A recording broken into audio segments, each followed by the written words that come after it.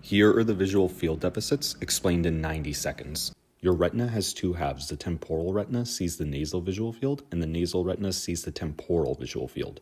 The retina is attached to the optic nerve, which reaches the optic chiasm, continues along the optic tract, reaches the lateral geniculate nucleus of the thalamus, goes along the optic radiations, which consists of the dorsal bundle projecting to the parietal lobe, and Meyers's loop projecting to the temporal lobe.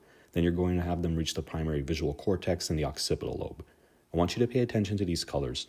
Notice how both blues go right and both reds go left, as in the fibers that begin right also end in right, and those that begin in left also end in left. So just remember on the mnemonic that right goes right and left goes left. If the lesion is in the optic nerve, you can't receive information from the temporal or nasal retina, so you're blind in one eye, and you have what's called monocular vision loss. If the lesion is in the optic chiasm, we trace it back and we can see that the fibers that run medially are what are most affected. So you're going to lose vision in the lateral visual fields, and this is called bitemporal hemianopia. If the lesion is in the optic tract, you trace it back again, and both tracts that provide vision to the same side are involved, so you lose vision in your left or right visual field, which is called contralateral homonymous hemianopia. If the lesion is in Meyers's loop, trace it again. The tracts that provide vision to your upper visual field are affected, so you lose vision in that upper visual field. And this is called contralateral homonymous superior quadrantanopia.